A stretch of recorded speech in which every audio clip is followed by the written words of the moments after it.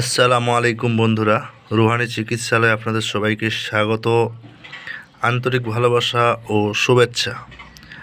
আশা করি সকলেই ভালো আছেন। আমিও আল্লাহর বিশেষ রহমতে ভালো আছি। তো আজকে আপনাদের মাঝে খুবই মারাত্মক ডেঞ্জারাস মানে খুবই পাওয়ারফুল একটা নকশা, তাবিজ বা যন্ত্র নিয়ে আসছে। এই যে দেখেন, এটার কাজ এমনটাই মারাত্মক যে আপনার সামনে আপনার শত্রু বিন্দু পরিমাণ মাথা তুলে দাঁড়াতে পারবে না।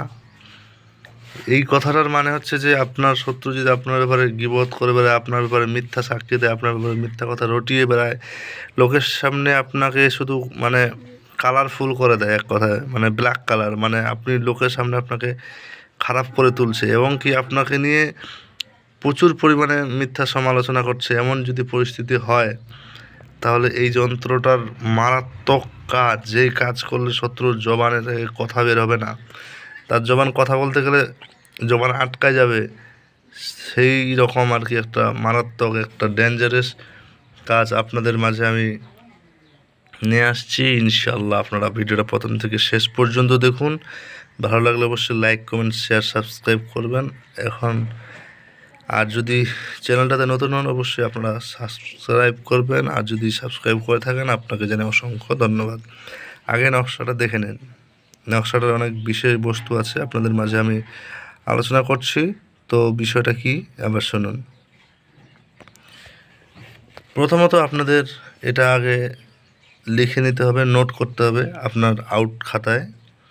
নোট করার পর আপনার এটার কাজ করতে হবে। কাজ করার যে সিস্টেমটা আমি বলে দিই, এবং এটার বিস্তারিত কিছু বিষয় আছে। দুটা নিয়ম আছে।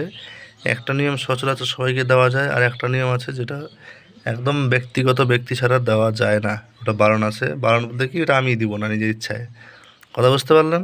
তো যাতে যেটা আপনারা করতে পারবেন তেমন কিছু দেব। তো প্রথমত আপনাদের প্রয়োজন হবে ভোজপত্র। প্রয়োজন হবে। সেই ভোজপত্র একটা মোমবাতি লাগবে, বড় মোমবাতি। জ্বালাতে হবে না, আগে শুনুন। এবার আগরবাতি নিয়ে জ্বালাবেন।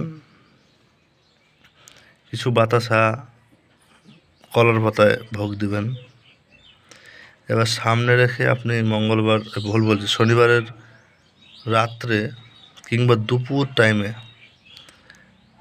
টাইমে আপনি এখন নকশাটা লিখতে শুরু করবেন বাঁশের কলম দিয়ে। জাফরান কালি, বাঁশের কলম। এই যে দেখেন নকশাটা।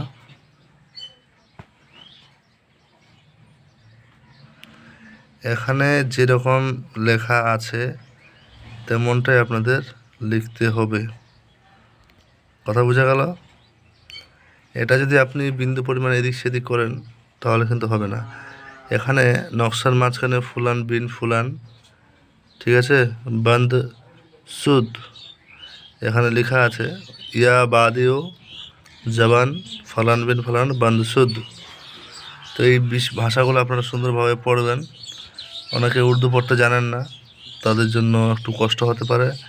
আমার কাছে যদি কেউ ব্যক্তিগত এই বিদ্যাটা অর্জন করতে ইচ্ছা করে আমার সঙ্গে যোগাযোগ করবে। একটা বিদ্যা শেখানোর জন্য একটা নির্দিষ্ট হাদিয়া থাকে, আপনারা দিয়ে শিখতে পারেন। কারণ কাজের মতো হবে, গ্যারান্টি, চ্যালেঞ্জ। এরকম আলতু ফালতু কাজ আমার দ্বারায় কাউকে শেখানো বা করানো হয় না। তো যাই হোক, এই বিদ্যাটা যদি কেউ শিখতে চায় ব্যক্তিগত, সেটা যোগাযোগ করবে। আর যে নিয়মটা আপনাদের মাঝে দেবো সেটা শুনুন। এবার লেখা হয়ে গেল। লেখার পরে আপনাদের ভেরি ইন্টারেস্টিং একটা কাজ আছে। কি ইন্টারেস্টিং কাজ? যে মমটা আপনি জ্বালাইছেন, মমটা নিয়েছেন, সেটা জ্বালাবেন। জ্বালিয়ে এই নকশাটা আগে শুকিয়ে নেবেন। শুকানোর পর ওই ভোজপত্রের ওপর এবার মমটা গলিয়ে ফালাবেন। চারিদিকে এদিক সেদিক দুই পাশে আপনারা মমটা গলিয়ে একদম কভার করে দেবেন। এই মমটা কভার করে দেবেন ওই ভোজপত্রটাকে, যাতে ওর মধ্যে কোনো পানি না ঢুকে। এবার এটাকে আবার পলিথিন দিয়ে ভিতর থেকে একদম সিল করে দিবেন। তার উপর লাল কাপড় দিবেন, দিয়ে আবার সিল করে দিবেন। দিয়ে এটাকে হালকা একটা ভারী পাথর, একটা খলার মতো পাথর দিয়ে প্রবাহিত যে নদী বা প্রবাহিত যে জল স্তর, বড় জলাশয়, সেটাতে ফেলে দিবেন। মানে এটা ভেসেও থাকবে না, আবার ডুবে গেলে সেটাকে মানে জলের ধাক্কায় নিয়ে চলে যাবে, এরকম একটা ক্যাপাসিটি করবেন। এতটুকুই আপনাদের জন্য সিস্টেমটা বললাম, এর বাইরের নিয়ম বলবো না, কারণ এর বাইরের নিয়ম বলার কোনো রুলস নাই। তো নিজের দায়িত্বে কাজ করবেন। এটার একটা সিস্টেম খুবই বাজে, সেটা হচ্ছে যদি কাজ করায় কোনো ভুল করেন তাহলে আপনার উপরে কিন্তু কাজের রিয়াকশন হতে পারে। এটা মূলত জবানবন্দির কাজ, বুঝতে পারলেন? তো ভালো থাকবেন সবাই। আপনাদের জন্য মানে আমি দোয়া রইল, আপনারা আমার জন্য দোয়া করবেন। তো দেখা হচ্ছে আপনাদের সঙ্গে আগামী ভিডিওতে। কারো যদি কোনো বিশেষ প্রয়োজন হয় ব্যক্তিগত শিক্ষা, তারপর কাজ করানোর, আমার সঙ্গে যোগাযোগ করবেন। নাম্বার দেওয়া আছে +91 7364 831540।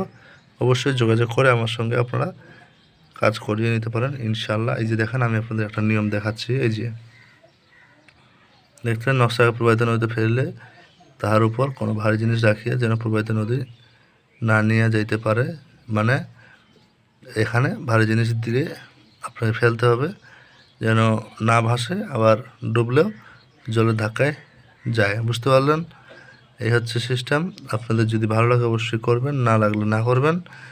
এটাই হচ্ছে এর নিয়ম। দেখা হচ্ছে আগামী ভিডিওতে। ভালো থাকবেন। আল্লাহ হাফিজ।